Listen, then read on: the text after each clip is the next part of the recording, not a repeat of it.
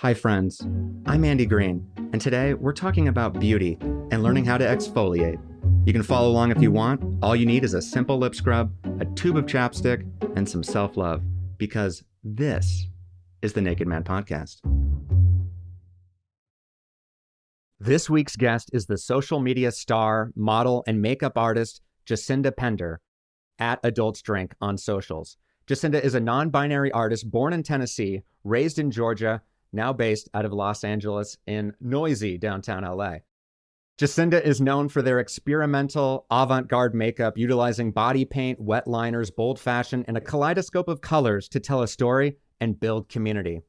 Through their work, Jacinda time travels to the past, the future, traversing other worlds, expanding what's possible in hours in the process. Jacinda is well on their way on their journey with beauty and their body. Me? Well, I'm in Act 1. I'm reluctant to leave my comfort zone, standing in the mirror, wanting to play and experiment with my partner's beauty products to see what's possible, but I'm unsure what to do and how to start. 35 years of programming telling me not to express myself this way is hard to break. So what does beauty look like for me? What makes me feel beautiful? I don't know yet, but I'm so honored and excited to talk with Jacinda Pender about their work and their ever-evolving relationship to beauty. Jacinda Pender, welcome to the Naked Man Podcast.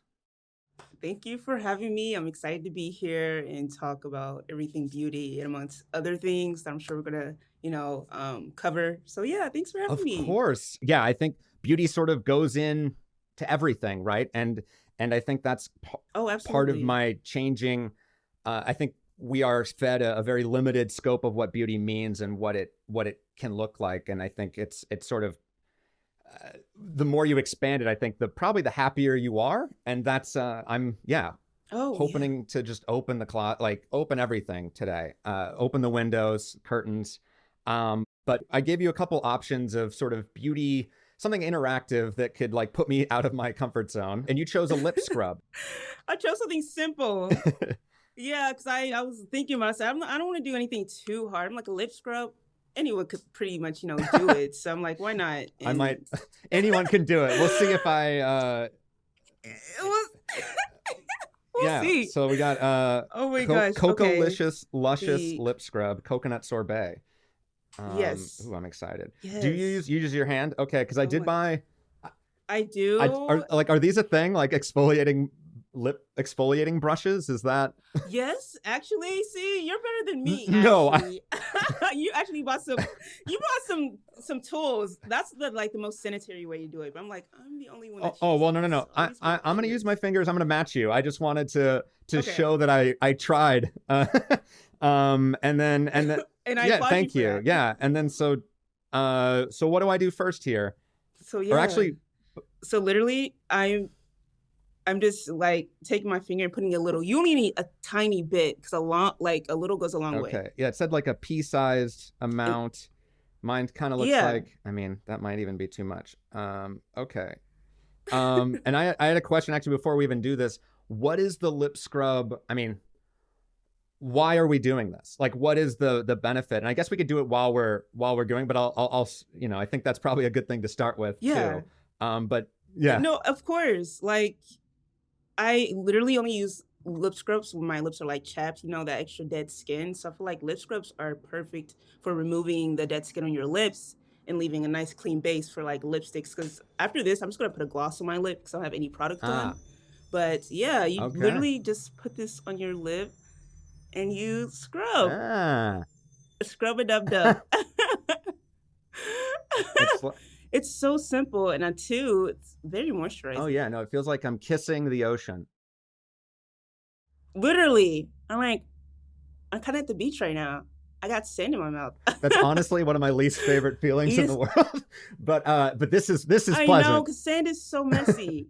Right, I'm glad. And you just do that, and then I just literally got a regular wipe, and I'm just gonna remove the scrub off. So you don't. Hopefully, it leaves your lips with a sexy pout. Nice and Right. You So you know? don't need to leave it on for So very simple. long. It's just sort of the act of rubbing it in is sort of all you need to do. Yeah, just to act. Okay. Yeah. Okay. And then you just remove it. And now I'm like, I need some Oh, yeah. lip gloss now. I don't even know what Oh man. I'm gonna grab. Should I? If you have a chapstick or Oh, anything, like you don't have to put any products. I have chapstick. Oh, there you go. That works. So it's like moisturizing on top of the moisturizing. Is that too much moisturizing? Is there no such thing as too much? Oh no, never. Never. And you put it on. And there you go. Shout out to the lip scrub.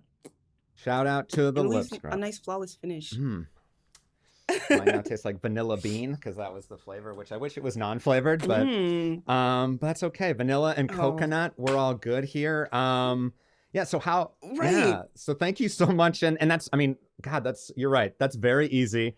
And my lips do feel good, and I will. I'm glad. Yeah. I'll try and I'll see if anyone compliments the fullness of my lips. I even shaved so you could actually see them today, barely, because like normally the beard is just like covering it, but the beard's covering it. Flawless finish. I'm glad you liked it. It was easy. Oh yeah. Well, and it's like, so how often? I know you said you do it when it's dry lips, but how often does that tend to be? Oh my god, because whenever I'm wearing makeup a lot, especially lip products, because it can like build. So pretty much like probably like 4 or 5 times a week. Okay, so whenever you're building your looks, this is kind of step one to give you the fresh platform. The nice finish, like flawless. Yeah, because you don't want to put like product on your lip with chapped lips. I don't know. For me, anyways, personally, it doesn't look right. So I just like, let me scrub this stuff off. That makes a lot of sense. Well, I'm on my way here, and we're on our way, and I just wanted to ask, like, sort of about beauty and sort of what we're talking about when we talk about beauty, because I think there's maybe what people say beauty is, and for me and for our conversation, mostly I'm sort of focused on what we find beauty or beautiful for ourselves, or what we want to and because I read this interview you did with Notion, and you defined beauty as freedom and vulnerability, raw and unfiltered versions of ourselves, and I love that. And I just wanted to ask, like, how did you come to that like realization or definition about beauty? Oh my gosh. I think when I first moved to LA 3 years ago, before, beauty, from what I'm gonna just go based off, I guess, Google definition, because when people think of beauty, I guess they think of like makeup and all this other stuff and the social constructs surrounding beauty. Because back then, even growing up as a teenager, I would find myself kind of like gravitating towards like the social constructs of what I need to do for my beauty, as I guess femme presenting, like shaving and all this other stuff, and what society tells me what I need to do. But as I grew older and moved to LA, it's like, why am I following these gender norms that don't do anything for me? I feel like at the end of the day, we're able to choose what beauty is and how we define it. Because I feel like it's important to not put ourselves in these boxes of what society tells us what we should do for ourselves. So I feel like beauty is just freedom, self-care, whatever makes you feel good at the end of the day, regardless of how someone perceives you. Because at the end of the day, I feel like it's important to prioritize our needs and our happiness. So I feel like beauty is like this tool, this outlet we should be able to be vulnerable in, and really give our all to. I love that, and I think that's I feel like you're very good at it, and I think it also sort of takes a lot of practice, right, to be vulnerable in that space, to figure out what because for me it's like sort of the journey is, what is the raw and unfiltered version of myself, because I've been, I'm breaking from what you're talking about, the box that I've been put into, and being like, okay, I did, I think I've been a filtered version of myself for most of my life, and that I mean, there's shame and guilt that associates with that, but I'm also now like, okay, now it's time to play with that. What does that mean? And I was wondering, like, sort of where does one start, in terms of their, like, how do you discover your style? How did this Jacinda come about? Like, I know it's not a linear thing and that it's always changing. I think it started actually from Instagram. I was following like some very unconventional people, which kind of pushed me out of my outlet, seeing other people being able to tap into these, I guess, unconventional territories. Because especially coming from a small town, I just didn't feel like I was able to express myself in that way. So I think seeing people on social media was kind of the gateway for me to tap into my own, I guess, unconventional beauty and self care and things such as that. And it was gradual, Yeah. like baby steps. Like at first, like bleaching my eyebrows was no, was backtrack. I think shaving my head was the first Ah, step. I shaved my head in high school.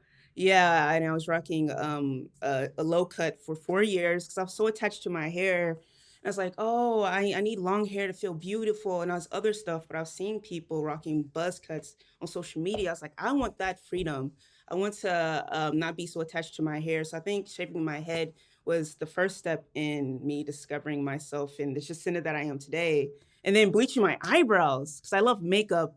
And for a while, I was doing just very conventional makeup. I wasn't doing very like weird because I like funky, weird, unconventional, makeup. So the eyebrows, the bleach brows allowed me to really expand my bubble in the beauty industry. And yeah, it's just baby steps, and people on social media really inspired me. And I just applied to social media, especially the queer community, for just having so much access to it. Because I feel like a lot of people too, they grow up in these small towns and they're not really able to be in very like safe spaces. So I feel like social media allows people to really connect virtually with people and really discover themselves through that way. and like it was exactly sort of what inspired you to then branch out and do these things. You're seeing other people rather than, yeah, back when I was growing up, it needed to be someone that I would see on the street, right? Like, Right. and so now, yeah, the global reach, that is obviously a benefit. And I don't know if I'd even think, like, I think there's a certain privilege of not either, whether it's a small town or just sort of not Right. needing to look for somebody different than me, obviously growing up, and now it's like, but that's Mhm. what's very comforting, and to see you going in these places and being like, oh yeah, I want to go to this future that Jacinda sees and is creating, because Right. why not? It doesn't have to be just like a movie. Like that's my medium, but it's like I can bring it in just my day to day. Absolutely. Absolutely. I don't know. I just feel very fortunate now to really know who I am because for a long time, I feel like people too can relate. We put on these masks and we filter ourselves to make other people comfortable. And that's what I was doing for the majority of my life, is just making people comfortable. But at the end of the day, I was very unhappy. I felt like I was suffocating. So I was like, F that. I'm going to take this mask off and be my most authentic self because I deserve that. I Yeah, freaking you do. deserve that. Everyone deserves that. That's Do you know the like moment, like was there a moment of that mass unmasking, or like a moment where you're like, wait, Oh my I'm God. unhappy doing this? Yes, I think it's a few months before I moved to LA. I realized I was non-binary and I was so nervous. I think I officially came out on social media. I was like, guys, I'm non-binary. This are my pronouns. And then eventually I started coming out in my own life to like friends and stuff like that. It was just so freeing. It was so freeing. And I think that was the start of my journey of just being my 100% authentic self. And then I proceeded to come out to my mom as bisexual. And I think that was the most freeing thing ever. So I was like, if I can do this, I can do anything. I feel like that was the most brave thing I ever done in my life, just being unfiltered, regardless of how everyone would perceive that information, because I didn't care. Right, and that's sort of what you have to have, because if you're wanting approval or validation or acceptance from everyone, you'll never do anything, right? And you might, That yeah, part. and well, and I love. I mean, I don't necessarily love the idea that like it's harder to talk to your mom about this than like to come out on social media, but I also totally Mhm. get it, right? Like that intimate Oh, saying, yeah. I wanted to just ask, how did she take it? How did that conversation go? Oh my gosh, it went smoother than I expected, though she was a little confused. She's like, "Oh, I didn't know you were bisexual," and all those other things. But thinking back in my life, I feel like I don't know. Maybe she didn't know, but I feel like there were some signs, some telltale signs. But I will say, even back then, I'm grateful for her support in terms of allowing me to express myself through Hmm. clothing. Like I have my own style. Like back in high school, I dressed very like masculine. Like I was, discovering myself, and I applaud her for that. She allowed me to just do whatever I wanted in terms of self expression. So she never confined me in that. But in terms of coming out to her, she took it well, shockingly, which was very relieving because I was afraid. I was so terrified, but I was like, okay, mom, Yeah. this is who I am. She's like, regardless, I still love you. You're my child. So I feel like that's what anyone needs to hear at the end of the day. Like, I'm still your child, regardless, Absolutely. I'm proud of you for having that conversation, and proud of your mom. And also just the, I mean, that's what it, like what you were saying is like, there were signs. And I feel like that's what the world, it seems like the world or, previous generations are trying so hard to avoid reading signs or to see it. But like, it's kind of like what you said, like a puzzle piece is coming into place. I'm getting to know my kid more by this. Like that's an opportunity. And also then you're knowing yourself. So I think that's it seems like that's maybe my first step too, was sort of realizing gender was confining me, and that it's a construct, and that like in a way it was sort of, I was getting away with just doing the least too, because I can, as what I was male appearing. So it's like, I think, but then that leaves this like gaping hole of like, oh, well, there's a reason we stand up or like we stay this, because it's easy, right? Or it's like, I know how to be every day. Right. To this point, I'm just like, well, I like painting my nails, but I still, to the point where like, I didn't prioritize it enough to get them repainted for this conversation. Like that's my next mission is like, because I wanted to ask you about, like, because you mentioned your affinity for self-care and treating yourself, and that you feel more beautiful because of it. And I think, and that also just will be seen through other people, right? Like if you're feeling beauty, that is infectious, or I will pick up on it, right? And my partner is really good at this too. Like when she's feeling bad or anxious, she spends hours like in the bath or just like tending to her body. And it's always the bottom priority for me. Like I move it to the bottom of the list. Like I thought it would be really nice to have a mani-pedi and like painted my nails for this conversation with you, because it's like very on theme, but I just, life is busy and I put it down.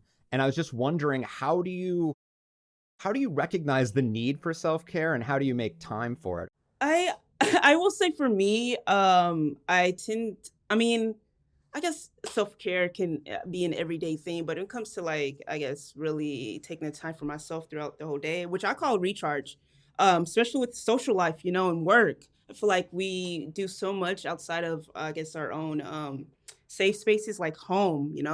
So whenever I find myself very overwhelmed or overstimulated, I will just like communicate with my friends like, hey, I'm going to recharge.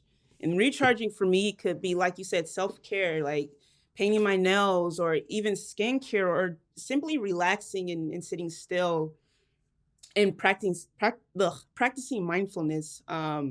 It's hard sometimes, because like you said, time, but I don't know. I feel like, I guess there's a way to find a balance, which I'm still learning myself, between social life and self-care. But I feel like nighttime is usually which works for me. Because at night, that's when we're all like at home. So I feel like, take time even at night to, do whatever you feel is self-care for you. Because self-care could be a million things. It looks different for everyone.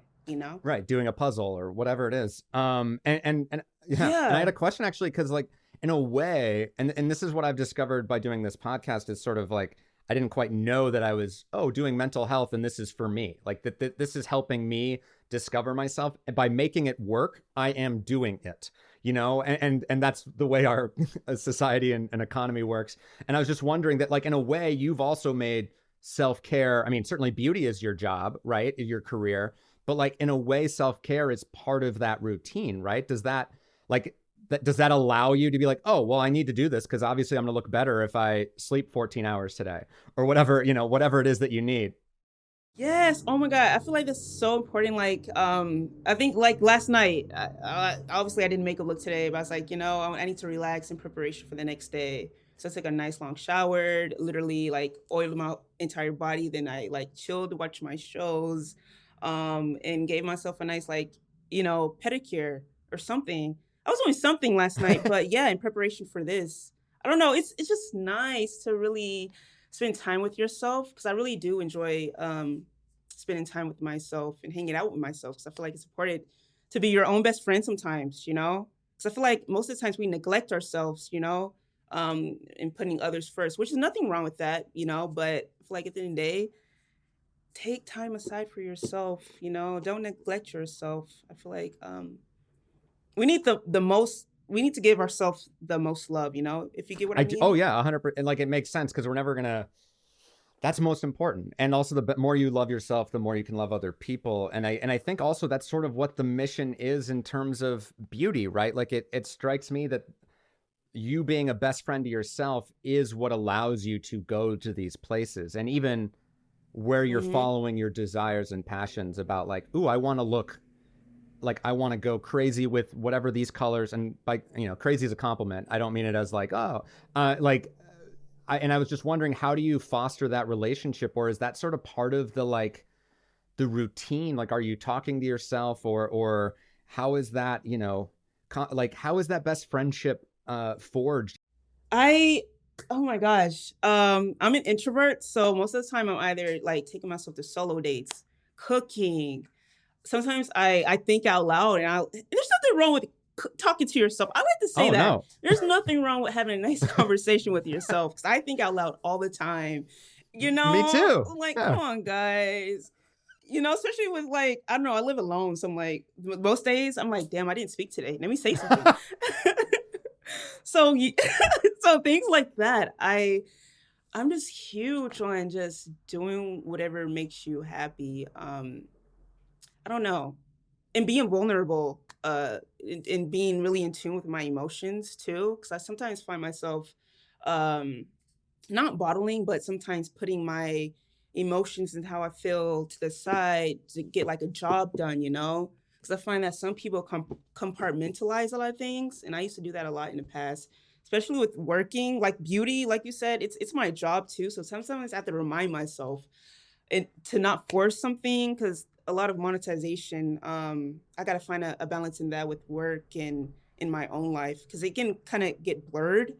So I'm like, am I doing this because I have to make money, or am I doing this because I want to, because it's going to make me feel better? So I still have like, I struggle with that even now I sometimes. I know exactly what you mean on just sort of every and I think that same compartmentalization with emotions is sort of the same thing with beauty, and but the idea that like doing it for fun, or having joy in the process is actually probably what will bring more money too, right? Is that like it feels like there's a myth that it's Yes. different, or that like I have to I don't know.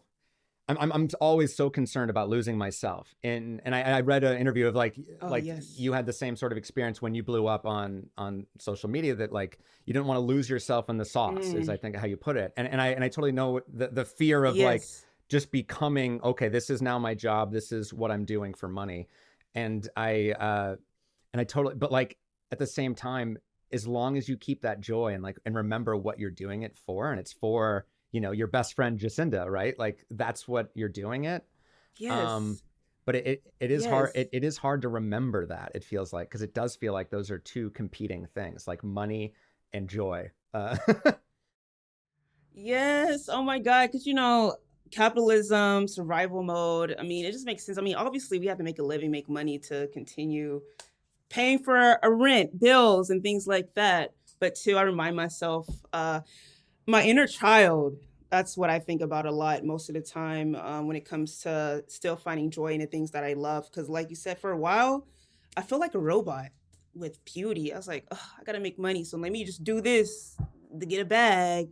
But then too, I feel like it's important to take breaks sometimes. Because that's what I did for a moment. I think in the beginning of this year, because I just moved last year and everything was overwhelming. So I was like, let me take a small little break from makeup and really find myself again. I think what really helps me tap back into the makeup is my inner child and remembering why I got involved with it in the first place. Because I loved it. It was fun. Doing whatever I wanted to do, self-expression, and really taking advantage of that. So I think now I do love makeup again because it's fun. I love inspiring people too. I think that's what really influences me in my field, is just seeing other people be like, oh wow, I love your work. Cause I be forgetting too. Like you be feeling so small, but there's so many people in the world. Um, so knowing that that people really like are really huge fans of my work, I think that what keeps me going too. Yeah, and seeing their interpretation of my work too and doing their own thing. I'm like, wow, you were inspired by me? Me, I'm regular degular, but you really, fuck with my work. That's cool.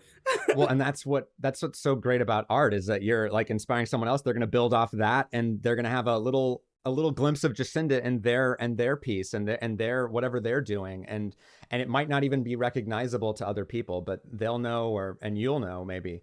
And I love Yeah. that.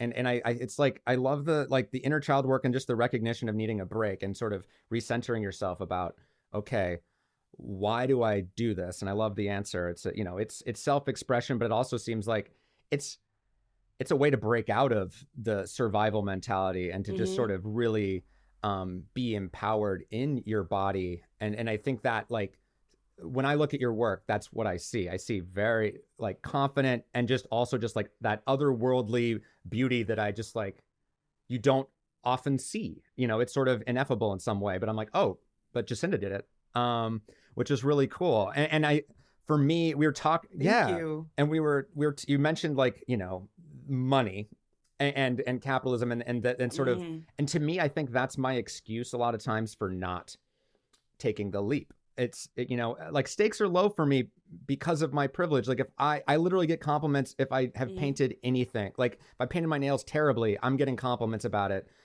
And that's like probably unfair, compared to the amount of work that someone else would do. But the, doing something crazy with my hair, like I have a bald spot, like my hair isn't growing back. So I'm like afraid to do anything bold, but I'm also afraid of like spending money on different projects or time. And to me, this is going to sound really stupid, but like, how do you, how do you know when things are right or wrong for you? Like, how do you figure out, yeah, how do you figure out Jacinda? Oh, oh my God. I'm glad you asked that, because I ask myself that question sometimes, to the point where sometimes I'm even asking for second opinions from friends and family when it comes to knowing the difference between right and wrong. I don't know. I always tell people, trust your gut and really listen to your instincts. That's something it took me a long time to really develop. Because sometimes we get these gut feelings and we ignore it. But I say don't ignore it. I feel like at the end of the day, your body will give you signs, like signs that you can ignore. I don't know. Into the comfort zone that we put ourselves into regarding like capitalism and basically the world and how we grow up and what we see on TV and the media and all these other things telling us what we should and shouldn't do. But we're multifaceted humans. We're allowed to evolve and change our minds. Even when it comes to I don't know, sexuality too, it's fluid. I don't know. There's just so many things, so many constructs that confine people, that leads to people being comfortable. So if I find myself being too comfortable in something, then I'm like, something needs to change. Because I get bored Mm. too when I'm too comfortable. So I'm like, I need to change something. So I think that's what helps me I don't know, find a balance. Or what am I trying to No, I say? think, yeah. I don't know. Just being too comfortable. I guess that's the defining factor in my life, Well, that something needs to well, and I change. think I definitely resonate with that, because I mean, I think that's why I started this. Is like, I am every one of these conversations has to make me uncomfortable in some way. Like, I have to be going into a place that is new, where I'm vulnerable, and it's silly, like, having done the lip scrub and being on the other side, I'm like, oh, that was very, like, you're right, anyone can do that, but until I do it, I don't know that it could have been the hardest thing in the world to me. But believe me, Right. putting makeup on, or putting product in my hair, even like that stuff, to me, like, I get frozen, because I'm like, I I don't know. I long for the Queer Eye team to just do it for me, but that's not, I have to do it for myself, right? And I know, I completely get it. yeah, thank you for validating me. I No, of course, like, it happens to the best of us, honestly. It's just baby steps, it's gradual. it's not going to happen overnight, you know? So I feel like too, we need to give ourselves grace and patience when it comes to things like this. That's a good, yeah. And I think that comes up a lot in therapy. Grace and compassion for self is what I lack the most. So, and then that, of course, and that's also, I think, the same thing as self-care and recharging. Then the things will come, and then you actually can listen to your body when it's like, Andy, you want to dye your hair. Andy, you want a tattoo. Like, and those are, I'm saying that because that's true. But I don't, I'm like, okay, yeah. But then I sort of just like, but what does that mean? And I get ahead of myself. I get scared / I don't know the answer. And then I just, bury it. That's the compartmentalizing.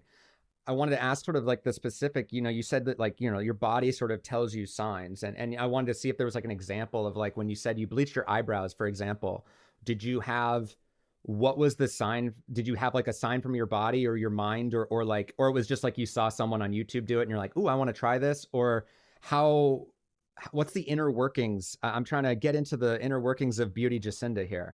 I think so I've been bleaching my brows for like 4 years. I think I think for me when I wanted to bleach my brows, I was scared. I was really scared. I was like, oh, I'm gonna look different. I guess too with conventional beauty, I was actually afraid to step out of that because, like I said, it was my comfort zone and all I knew at the time. But I think for me, if I ever find myself too afraid to do something that involves how I'm going to be perceived, I do it Mm. anyways. Because sometimes when it comes to beauty, I feel like it's good to challenge ourselves and put ourselves in that, I guess, uncomfortable space. Though it's gonna make us happy at the end. We're just afraid. So I think my biggest thing is like fear. I don't want fear to influence I guess me doing something for me, if you get what I Yeah, mean. I think that's my body because sometimes I'll even get like little butterflies or anxiousness. I'm like, I want to do this, but I'm afraid. But that's my sign that I'm gonna do it anyways. I'm gonna challenge myself. At the end of the day, I just like to challenge myself. Because I always tell myself I don't want to get to an age where like I guess I don't know, I'm choosing like 80, and because I see a lot of people doing this, I'm like, oh, I wish I did this when I was younger. I wish I did this. My biggest fear is living with regrets. Because I feel like too we're so young and there's I don't know, there's so much to do in our life right now too. I don't like to take anything for granted. So yeah, I like to just do something. And even if I don't like it, I can always change my mind. That's the thing. You can change your Mhm. mind and go back. At least I tried it. That's my thing. At least I can say I did it. I tried it. If it wasn't for me, hey, that's okay. That's learning. So Yeah, yeah. and I really admire that, and I really like feel like I'm trying to practice that myself in some way. And my other sort of my question was like, if what is what is scaring you right now? Is there anything right now that you're like maybe stepping into or going forward in terms of style or beauty or anything like that? If you can put something on it, I don't know. Maybe you don't have any. Oh no, I do. I think too. I turned 25 in March, so I've been kind of I guess going through this I don't know, new I don't even know what to call it. I don't know. It's just, I'm getting older and I'm changing and I'm evolving. I think what I've been really afraid of is I've been thinking about my career a lot in terms of just expanding because I originally actually moved out to LA to really get involved with film. I want to be a screenwriter, but I'm not too familiar in that space. So I think that's what terrifies me is failure. Mm, Because I'm sitting on a lot of ideas right now, but I'm like, what if I do it and it's not, it doesn't succeed and blah blah blah. But I'm like, why? Why you letting that like influence you and what you want to do? Like screenwriting and film is amazing. I want to get involved with it, but I could learn too. I mean, there's resources on the internet to get familiar with screenwriting, even YouTube. But I think too, laziness. I've been kind of comfortable in what I'm doing with modeling and makeup. So I think that extra step in expanding and diversitying my career is what terrifies me. wow. Well, first off, I don't think you're lazy at all. And second, I feel like I'm just amazed by you're 25, and I feel like I didn't know. Like, I don't think I felt like an adult or any, like, my life started, I feel like, at 25 in some way, like, or like that was when I started to grow up. So in some way, and in a good, I feel yeah. that. So like, I'm just very impressed with where you're at already. So take that as a Oh, 35-year thank old. you. And then my other Thank thought is, well, you. like another way, because I just sort of struck me that while I don't think I'm, whatever success means, but I'm certainly not to your level in beauty that I am in screenwriting. But that's why I moved here. I'm a screenwriter writing, and like I would love to help that. So you're helping me with beauty. I can, it just sort of felt like something Oh, fell into place there. I'm like, I know the yeah. idea brain, and wanting to, well, and certainly the fear of failure in that, and sort of it's 10 years in LA, and now it's like, now I'm actually making stuff without waiting for permission. And I feel like that's sort of now what I'm doing with beauty. Right. It's taking me a little bit less time, hopefully, than like the 10 years it took here for, sort of film. But it's all scary. It's all big stuff. It's all hard stuff, right? Hmm. And I think, like you, it's this sort of, that is what drives me. Or it's like, I don't want to know the what if, or let the voices win about like, I'm not good enough, or I'm not beautiful enough, or I don't know what, I Right. don't know what beauty is exactly for me. But that's kind of exciting, right? Like, I'm a blank slate, but at the same time, I think I would be doing myself a disservice shaving off the beard. But I also, to me, I just want to get rid. I just like want. I do love a reboot. I love just. That's what I did Oh, for most of yes. my childhood. Was just like I would have a new haircut or a new beard thing over and over, and it wasn't until my partner where she's like, "No, you need to stay with that," and I'm like, "Oh, okay."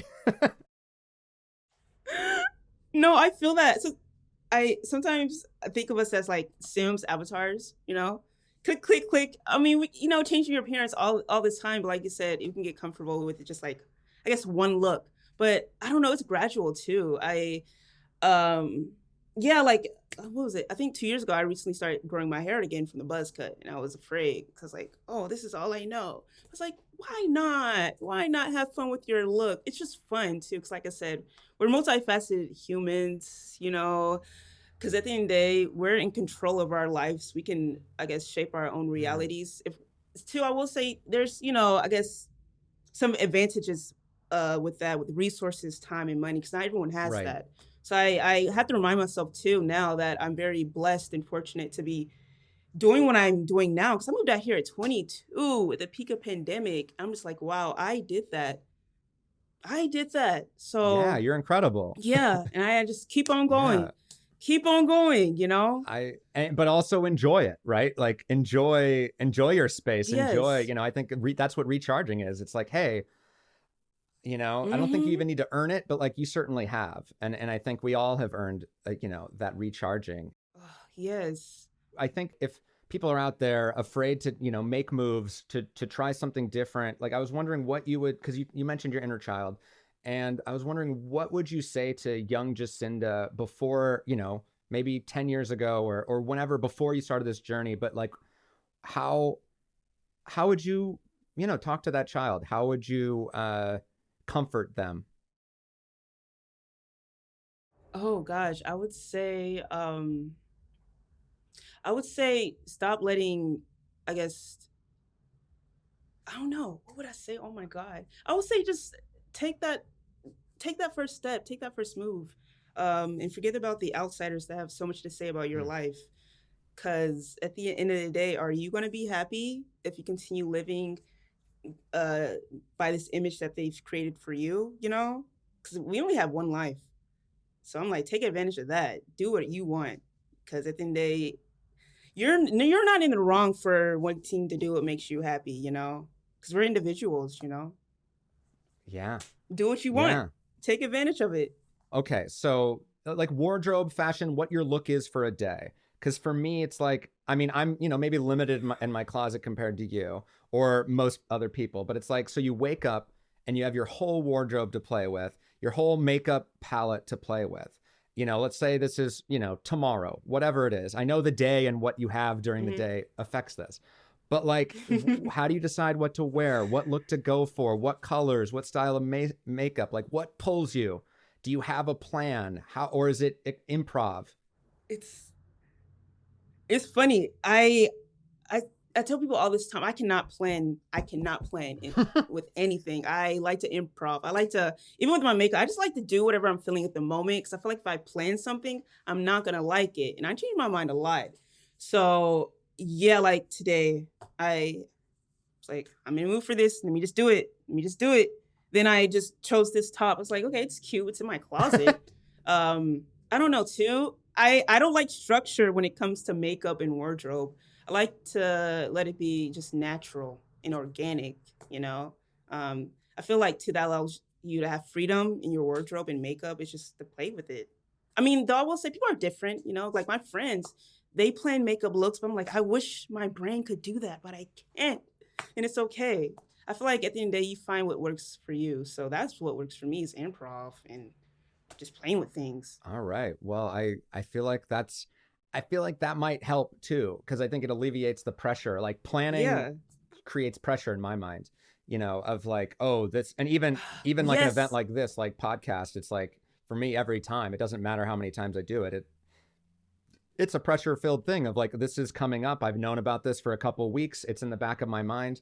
But if I, so it's always for me, it's an in between of like wanting to be prepared, but also wanting to be natural and in the space with you. And I think that sounds like the Right. same thing with, beauty and makeup. It's like, it is, how do Hmm. you feel that day? How do you want to, or even how do you want to feel? And then creating that yourself. Cause like, I love what you said, and I want to finish with this. It was like, that you're in control. Like, I think there's this quote, and I just love it, that like you say, anything is possible. No matter the circumstances you are in, you have agency. You are in control of your future, and you're the only one who knows what that looks like. So don't let anyone tell you otherwise. And Jacinda, I think that's just like, yeah, Yes. like that. You said that's an incredible way to live, and thank you for sharing that, and sharing yourselves. I was gonna say selves, but I feel like you are a multitude. Like you said, we're multifaceted. So Yeah. thank you, Jacinda, for for being here and talking with me today. Thank you for having me. I really enjoyed myself. One thing about me, I can talk, talk, talk, talk, talk, talk. So I can do this all day, but I had so much fun talking about beauty and gender and self-expression. Uh, it's just, I don't know, it's just fun to have these conversations and really cover them. Because I feel like a lot of people aren't able to have these conversations in real life because, you know, safe spaces and other things like that. So I was happy to be here, you know? Thanks for listening to the Naked Man podcast. How do those lips feel? Share your favorite self-care routine in the episode comments, or tag us at Naked Man Pod on socials to let us know about your journey with beauty. If you want to stay naked, make sure to follow and subscribe to the Naked Man podcast wherever you get your podcasts. This episode was edited and produced by Freddie Beckley and hosted by me, Andy Green. Next time on the Naked Man podcast, I will be joined by Nadej, a pleasure scientist who is going to lead me on a conversation with my body. In the meantime, as my dad always says, be sweet. I mean, I could probably borrow my partner's lip gloss, but I don't know. I would have to leave, but I'm down to do it. If you're gonna do it, let's do it. That's Yeah. fine. One second. Let me. Yeah, why Let me not? grab some lip gloss. 1 second. Yeah. Okay. Let's see. Yeah, I got some Burt's Bees. Hopefully that's okay. Oh, there you go. That works. That'll work.